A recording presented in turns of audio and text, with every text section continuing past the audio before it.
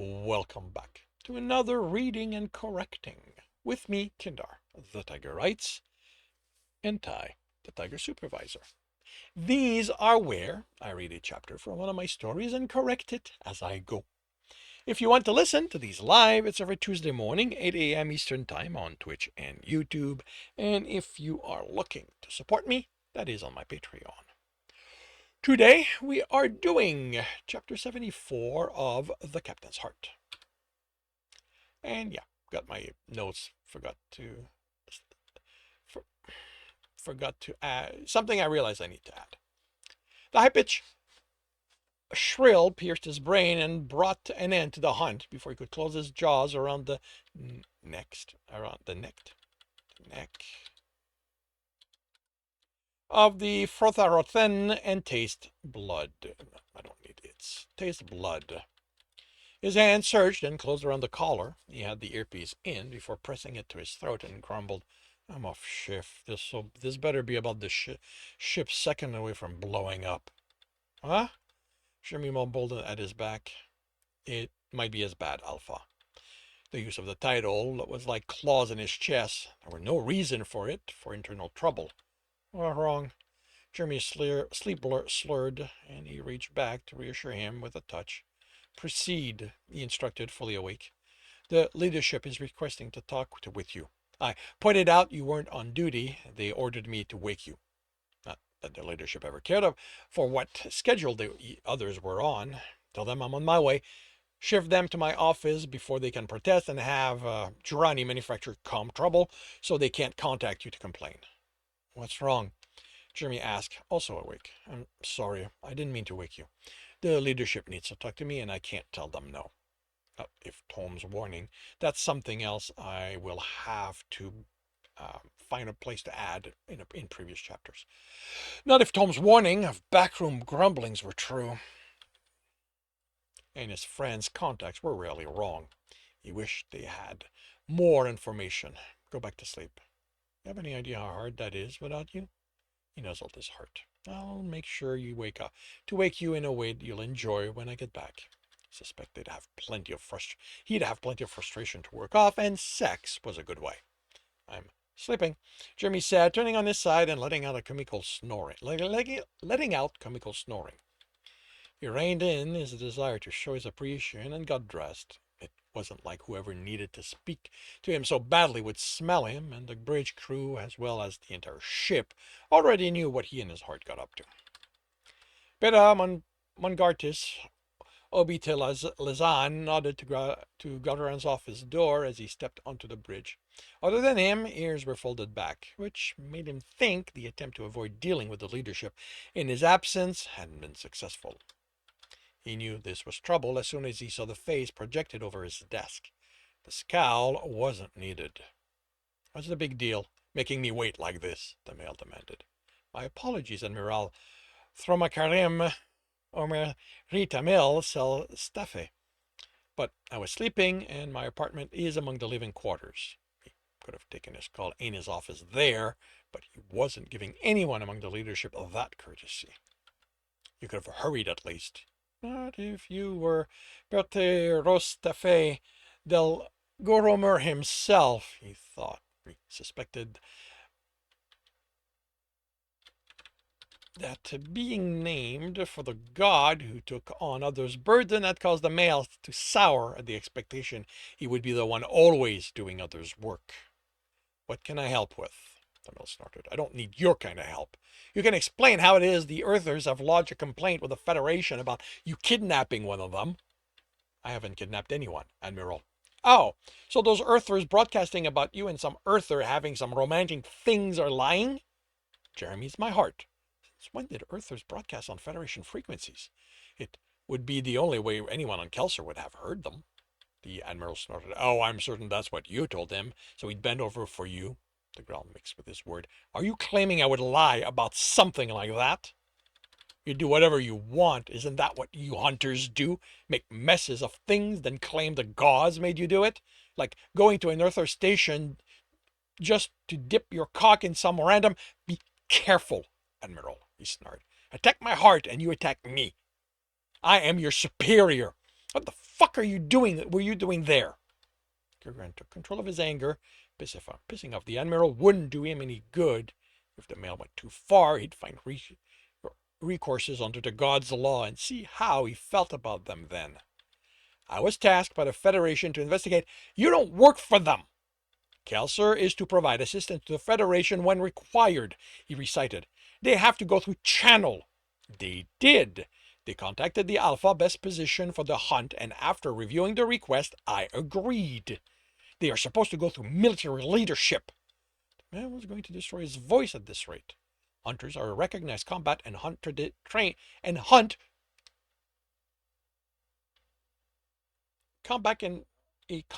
hunt trained force.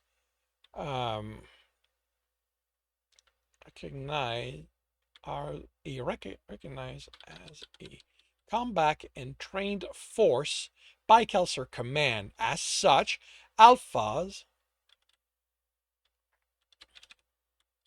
have the authority to accept hunts on one of Kelsier's partners offers. It wouldn't always be like that, he suspected. The military would eventually succeed in bringing the hunters under their control, but hopefully not within his lifetime. Split loyalties was the reason, according to Tom's contact in the back rooms. Yeah. As if being loyal to the gods wasn't also being loyal to Kelsier. Well, this is what comes of acting without leadership approval. The Earthers are demanding that you present yourself and answer for crimes of assaulting a station and kidnapping one of their citizens. I didn't kidnap anyone. So you did assault the station. Keeping his ears from folding back at in annoyance proved too difficult, so he added the eye roll. They were holding a Kelsirian citizen against his will. It was my duty to... What citizen? There's nothing in there about a Kelsirian. My heart. The admiral eye roll was mocking. He's an Earther, he said dismissively. He is my heart. Another eye roll. If that was how the admiral wanted it, Gralgiran was happy to do it. And Turuk Samian proclaimed that wherever these children were to find their heart, they would be as one. He never meant to include the Earther. He never meant to include Earthers. You are welcome to argue the point with him when you reach the forest, but as it is, the law of hearts follows his proclamation. By being my heart, Jeremy is Kelsirian, and I would not leave one of ours at the mercy of a people who believe that in keeping its citizens from loving whoever they want. Right, that. The male snapped on the change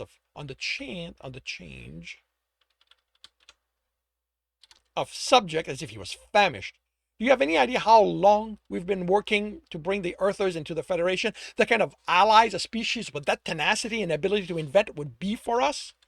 Since we met, he replied, so over 50 years. In jeopardy because of you. I had nothing to do with the ambassador's findings and report. Oh, I'm sure that's why he's on your ship. Did you promise him a turn with your heart? He forced himself to breathe and keep from snarling. I am warning you, Admiral. Insult me again, and I will seek retribution under Tutekam Mongarthin's law. That shocked the male into silence. Maybe now he'd understand the seriousness of his insults. Gralgiran was confident they were in part an attempt at getting in his fur, making him lose control so he could use that to claim he was no longer fit to captain the Bane. It would have worked on a younger Gralgiran, one who hadn't had to fight with the leadership to keep the Bane already. He'd had to harden himself to their ploy to ensure his yunters were protected from the military. We'll be taking Kerrigrals to task regarding the lies he put in his report. Was his friend protected from the military? He didn't know where the ambassadors were positioned within the command structure. He'd have to check. The male's expression told him this wasn't over, and the smile that Gralgiran wouldn't like it.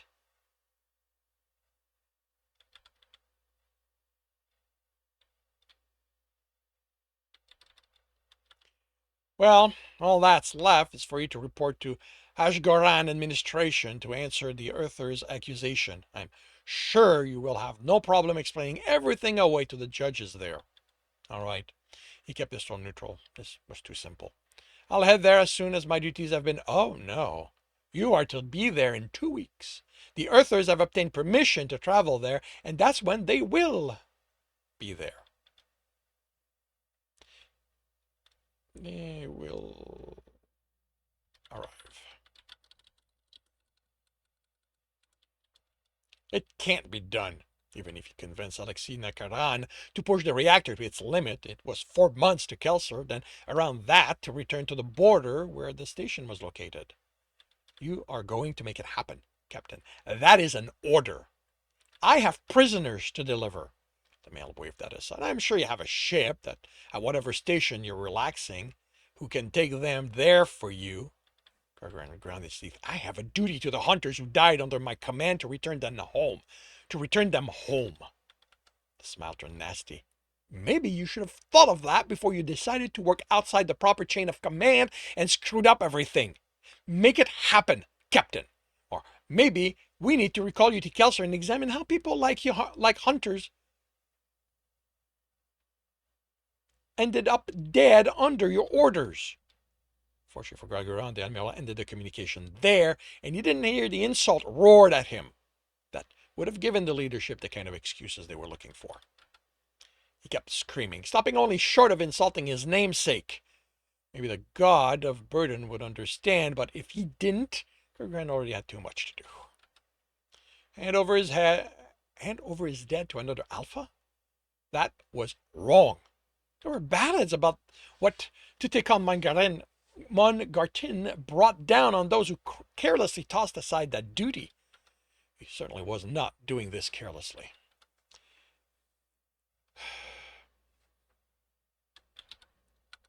It turned out there was a hunter ship at the station, an alpha he had heard of but hadn't met. There was outrage at the request at their outrage at the request was loud. Oh, there was. You know what? No, the outrage at the request was loud. The insult at the person forcing the situation louder, but eventually they agreed to the handover. The whole thing had the advantage of giving Gralgiran time to calm down, but it was now first shift. By the time he made it back to Jeremy, he'd be awake and working on the weight machine he was building. He sent him a message apologizing for not waking him as promised. He'd make it up to him later in the day. The bridge crew wasn't surprised to see him. The others would have warned them he might be in a foul mood. Calm, are there any Earthers language broadcasts and Federation frequencies? He shook his head as the beta moved away from the center. He wasn't assuming control. Murositori spent a minute searching, then looked at him, ears straight in surprise. Yes, Captain, I have one. He motioned to the screen. No visual, she said. And that was the update on the hockey championship. For those out there among the Federation who missed that game, the male voice said in Earther. Not that I missed the cold, a female added. For those who follow the politics, President Lawrence gave an address last week in regards to the claims that Earth was no longer being shepherded within the Federation by its Kelsirian allies. Here is what she had to say. He motioned for it to be silenced. Actual Earthers or someone speaking the language? I can't say, Captain. The broadcast isn't using any official tags, and I can't seem to find its origin point. Why would they hide where they are? Gralgiran asked. Earthers aren't officially allowed within the Federation, the comm officer said, working her board. I saw one on the station. L'Elgrim Derisek said, and no one acted like his presence was odd. Clearly, there will be exceptions made, the beta said. Maybe he's someone's heart? I'd think we'd have heard if there was another Kelsirian with a heart. Okay, with an Earther heart. While they aren't all as strong about it as we are, Gralgiran said, I have no doubt the other species have something like that. Their gods would want them to find happiness, after all. Even the Earthers have something like it. They call it soulmates. He nodded to the beta. I'll leave you to, Captain. Muroso, Murosutori exclaimed, "You need to hear this." Shaw, every romantic's favorite Earther, the female voice from before said, was spotted on a station at the border of Kelsirian space and Kelsirian and Kesoteran space. We won't tell you which one to respect his privacy, but we can tell you that he wasn't with his heart. That tall and fit Kelsarian who was already something of a celebrity among his people before this. But he was with other Kelsarian, including someone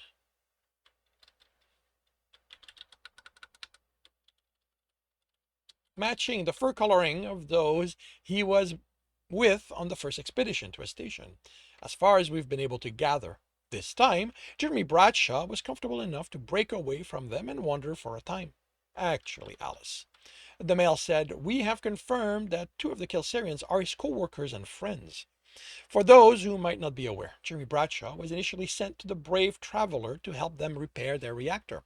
It is where he met his heart, and now their star-crossed love blossomed. And how does that star-crossed love blossom? Excuse me, Harry, but isn't star-crossed used to mean something that can't be? And I have no doubt that's how it felt to Jeremy Bradshaw, since Gralgiran Salahel Ravnir is a man. But they persevered, and when it came time to leave, the captain gathered any man willing to fight at his side and marched onto the station to rescue his love, who had been discovered, and since the Earther government claims no Earther could ever love one of their own gender, had imprisoned him so he could be sent back and cured of his illness. Says something about Kelsarians that they were willing to brave such danger for love. When the men continued, the tone was mocking. It says a lot more. It says more about the security forces on the station that they'd let merchants march over them like that. But I, for one, am glad not all Earthers are as brave as the propaganda would have you believing. We, at Lonely Branch Broadcasting, have a soft spot for love, regardless of the genders involved. There was a beat of silence. And after such heartwarming story, she said, I'm afraid it's on a slightly more somber news. We now have the death toll from the earthquake on the John Iron mining colony. Emotion for the broadcast to be ended. There had been a lot of information there. Some wrong, but others too accurate. How had they known about Jeremy's friend among the technicians? Mark the frequency as one to be monitored. Restricted Alpha? The bidder asked. He shook his head. It was already being sent through the void to be heard. Anyone who heard it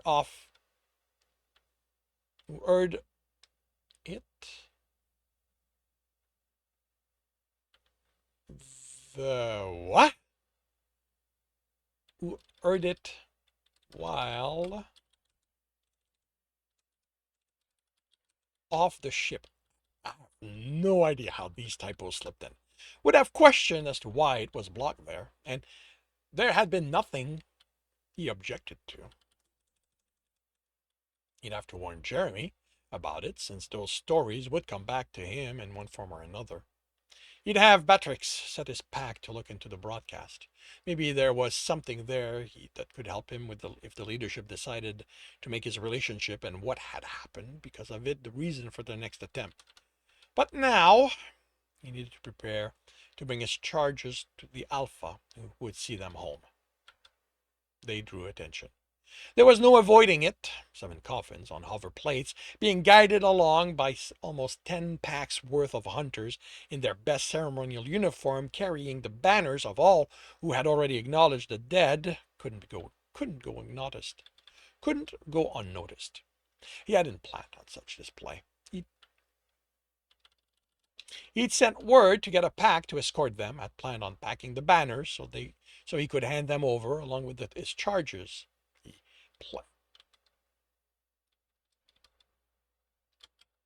He'd planned on honoring them, but hadn't intended on bothering those still mourning their passing. It hadn't been a bother. They were gathered in Tutankhamun Gathin's chamber, dressed in their best, claws out, and ready to protect their fallen comrade and him, should the god take offense at what they were forced to do. They had set off and gathered an extra person He didn't know what Jeremy had told Alexiana Karan, but Gralgiran was grateful for his presence. Let the news reach the leadership. Let them realize his heart would honor the dead the way Kelsirians did. Let them know that hunters did not lightly pass along duties handed down by the gods. Let that be a warning should they think themselves safe. Those waiting were no less impressive. In camouflage armor set to the green and yellow and brown of the forest, sword across their chest, standing guard, their alpha stepped forward. I welcome you, hunter, and your hunters and your burden. I thank you.